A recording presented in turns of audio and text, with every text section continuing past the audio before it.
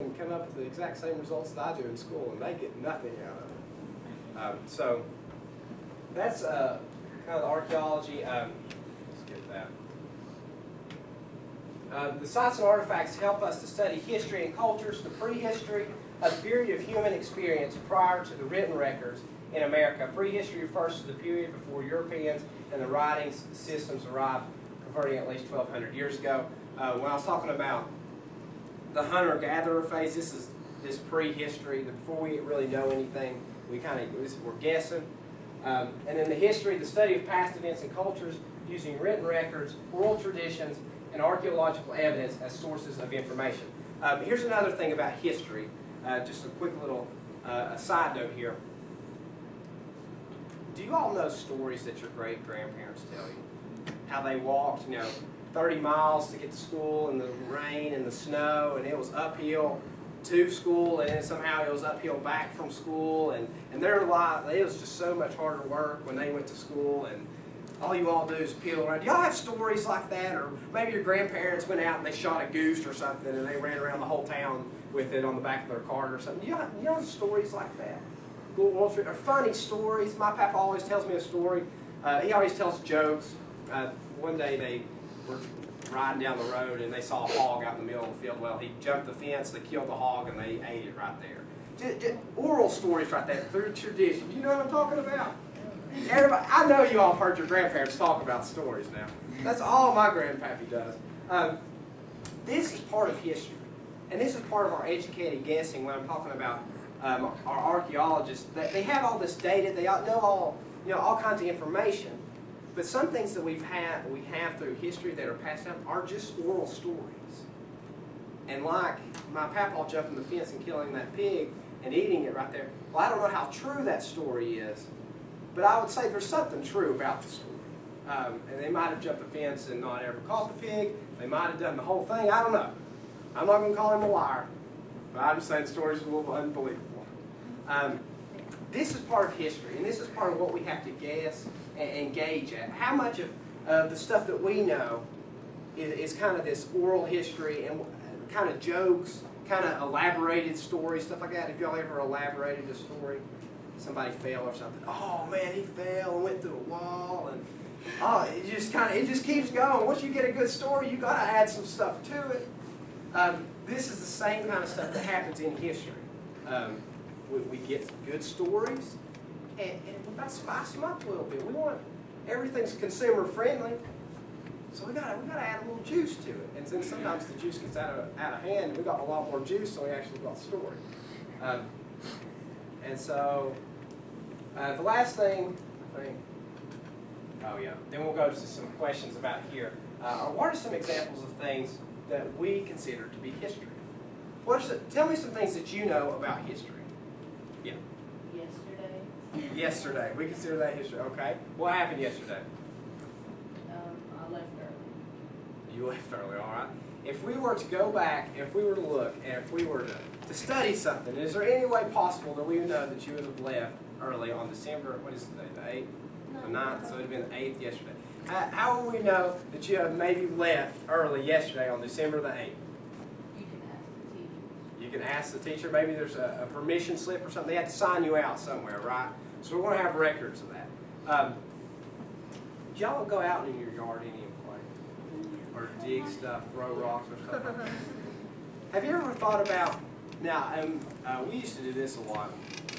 When I was a kid, we used to go outside and we'd go up in the woods and we'd find a creek or something, or a little stream, and we'd try to dam it up and try to make like a little pond. Have y'all ever done stuff like that out in creeks and stuff like that? Did you ever think about this?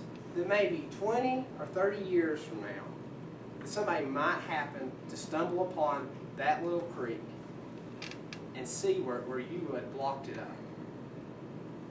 You ever think about that? Some of the stuff that we do is going to affect the people in the future. And now, us blocking up a little stream, is that really going to matter? No, probably not. Maybe, but I doubt it. But the pond that we went and blocked up at my papa's, a guy saw that, got inspired, he made a whole big pond out of it. Now it's got all kinds of fish and everything. So So I'm just kind of pushing you all the things that you're doing now, even though it might seem really insignificant, you're laying the groundwork for somebody later on in the future. And that's my part of the presentation. And Ryan's going to talk to you about the stratum and the stratum layer. All right, so you're walking, like Adam talked about. Maybe you're in Palestine, maybe you're in your backyard, but you're walking. We talked about guessing. How are we going to decide? Well, this is where I'm gonna pick right here, and I'm gonna start digging. With Dr. Garner and his team, it was more, maybe something that they saw on the top layer, and that's a part of archaeology. Literally walking around and being like, all right, so on the surface, this is studying the surface, even the beginning, before digging starts, before playing in the dirt starts. We're looking at the surface and saying, what do we see here? What is interesting to us? Now, what's important about Palestine, and something that maybe makes archaeology a little easier, is they have these things called tales, or just a mound. We call it a tale, but literally it's just these mounds that are everywhere. It kind of looks like just a bunch of hills, but it's where these people have decided to, a king or a group of people, after the hunter-gatherer period, we've got this time where it's like, okay, I obviously want to make a little civilization. We're a group right here, and so maybe we're going to build on something. Well, where would we want to build? It's like, well, that's kind of a little bit of a high ground, or that's maybe next to a river. Not only am I going to be able to get water from this river, but maybe there's going to be some animals come along. We can kill them and eat them. River, we've got water, so maybe we can, get a garden or start, start planting things or cultivating the ground and start making use of what we have around us. And so people would do that, but then maybe another group comes along and they say, well, I want that hill, and so maybe there's a battle, maybe something goes on there, and so then somebody else moves in. And we've got these time periods. And so when you're in Palestine especially and you're walking and you see these tales, that's obviously a good place to start. Maybe there's a very important road. We've got the interstate, all right? So the interstate's maybe running by this tale, and you're like, well, this is obviously an important place. Many people have come by here. You have an old road or an old, in Palestine or in Israel, they've got like the King's Highway that runs next to the sea. And so maybe there's this tale that's sitting beside, obviously something that's been used a lot. And so that comes in the guessing. Making a hypothesis, an educated guess that this is maybe where we need to start digging. And so we choose one, all right? As a group, we're going to choose one. Maybe by the King's Highway or maybe out here by the interstate. And so the first thing we're going to do, like we talked about, is go and look what's on the surface. What can we learn about just looking at the beginning? What's up there? Is there?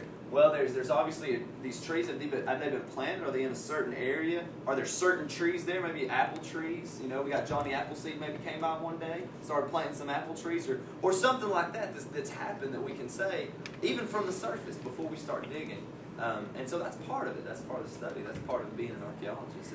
Even in the beginning, making these guesses or an educated guess that obviously there's some facts that we can deal with, and then from there we can go into really the deep stuff. And so that's what I want to talk about. I made this little poster. It's kind of small, so I'm going to let you pass it around. But the two things that we're going to talk about here on the left side when you look at it is stratum. When you start digging, okay, first thing you want to do, like we talked about the top and look around, but you want to make a plan. How far do I want to go? Or how maybe I'm just going to work with a little area. Maybe I'm going to work with an area as big as this room. So how far do we want to go? We have to make that decision. As archaeologists, us together, we're going to collaborate, we're going to talk, and then we're going to decide what we're going to do. And that's where these balks come in on your right side. Balks are pretty much squares after you make your top plan. Now there's two different ways of doing archaeology. We're going to talk about, probably this is the most significant one and the one that's used today most of all, and that's the Wheeler-Kenyon method. And there's two archaeologists in the day that pretty much collaborated together, and this is the way they were doing things. And so, since then they just named it after them. They're the first people to do it. That must be awesome, right? I always thought about that. Maybe they're going to name something after me. I was the first person to do it. It seemed like all the things have been taken. So they named this after Wheeler and Kenyon. These two people that really started to do this. Well, the Israeli method, okay, so we've got this one that we're going to look at that uses balks and a top plan. And then we've got the Israeli method is more of, this is very specific, all right? You see the squares here? You've got squares in here, and even this one that's a much larger areas than this one. They're just kind of taking these sections, and that's where we're going to dig down. And we're going to just focus on maybe you three over here are going to focus on this square, and then you three over here are going to focus on here, and then we're going to come together at the end of the day and we see what we find, some kind of pottery we have, or what artifacts. Maybe he's got some arrowheads that were over here by the interstate. So the other way, the Israeli method, which I'll just kind of briefly talk about because I personally don't like it as much. Adam, I don't know where you're at on that boat, but this is more of, it's just like, we talked about a backhoe, it's pretty much what they do. Let's come in, I think that there's something right here. I'm going to make an educated guess that right here, I bet this was this was a temple. And so we're going to go down there, we're going to look for maybe artifacts that look like gods or things that have been carved out or ivory stones, something. I'm going to be looking for something. So we're just going to dig down. We're just going to pick this spot and we're going to go down. The Wheeler Kenyon method is something that's very precise. You know, it looks very organized, doesn't it? It's maybe like you got some binders in here. It's very organized, right? They keep it. Yeah, here you go. Go ahead and start looking at that. So you've got something that's very organized there. The Israeli method is very, well, let's just look at the whole, either the whole scale of things, or let's go down and get one thing. It's not as organized. So with that, on the right side, like I said, you've got the box. So we've come together, we've collaborated, and we started, these are the sections that we want to get. And this is where we want to go to see, maybe in the whole, as big as this room, what is this place? Was this, what was here at the time, starting at the top and working your way down? Because that's what's so interesting about it, is as soon as we're starting, we have this kind of, we're working backwards. Because the top ground is something that's been very recent, right? And you're going to work your way down. And that's what the stratum comes in. There are different layers of earth that are either discolored, there's differing, whether there's just lots of rocks or a wall at one point, but then we go farther and there's something else, there's more dirt on that side, maybe it's lighter as you go down, that literally in these tells or mounds in Palestine especially, that this has just been where a civilization has come in and we've built our own house or whatever, and then someone's either come in and built on top of that or put a floor on top of that. Who has carpet in their house? Y'all have carpet? Maybe what about hardwood? Even if there's hardwood floor. I know houses that people have just put hardwood, they had hardwood down, they didn't like it anymore, so then they just put the carpet on top of the hardwood, and then below that you've got the concrete that it was built on originally. So even in our houses we have some type of stratum, some type of layers so we can tell, well, even if we pulled up the carpet and you've got old hardwood, maybe you can look in the grooves and be like, this is a type of wood that was used and only used maybe during this time, because now we've got factories and machinery that takes care of things. So these are the type of things that we can learn from even just going in one certain area and studying. Adam talked about pottery. Pottery is the #1 artifact that archaeologists use for dating, because it's the one thing that, even if we're just finding shards of it, what it's made of, how it was made, how thick it is, how thin it is, those are the type of things that we can look at it and say, okay, this is obviously a pottery that was made in so and such time period. Like he talked about the early bronze, middle bronze, and late bronze periods. So we can say, well, this pottery matches up with something from this period. Once again, you're making a guess, right? But it's an educated guess. We can say that we know that, or where it came from. You can find something that's made of this ivory or something that you only know that's only found in Egypt. And so obviously there's some kind of transaction that's happened.